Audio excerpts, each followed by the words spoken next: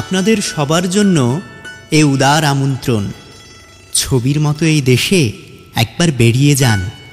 অবশ্য উল্লেখযোগ্য তেমন কোনো মনোহারী স্পট আমাদের নেই, কিন্তু তাতে কিছু আসে যায় না। আপনার স্ফীত সঞ্চয় থেকে উপচে পড়া ডলার, মার্ক কিংবা স্টার্লিংয়ের বিনিময়ে যা পাবেন, ডাল্লাস অথবা মেমফিস অথবা ক্যালিফোর্নিয়া তার তুলনায় শিশুতোষ।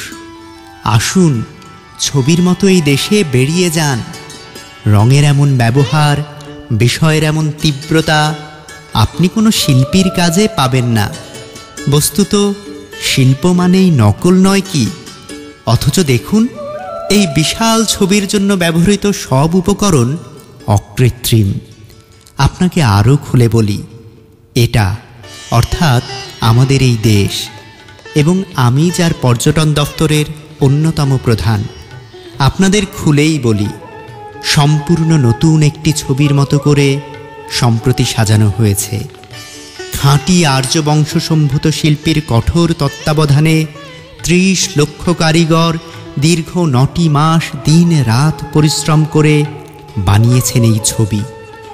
এখনো অনেক জায়গায় রং কাঁচা, কিন্তু কি আশ্চর্য গাঢ় দেখেছেন? ভ্যান গগ, যিনি আকাশ থেকে নীল আর শস্য থেকে সোনালি তুলে এনে ব্যবহার করতেন, কখনো শপথ করে বলতে পারি এমন গাঢ়তা দেখেননি। আর দেখুন, এই যে নরমুণ্ডের ক্রমাগত ব্যবহার, ওর ভেতরেও একটা গভীর সাজেশন আছে। আসলে ওটাই এই ছবির, অর্থাৎ এই ছবির মতো দেশের থিম।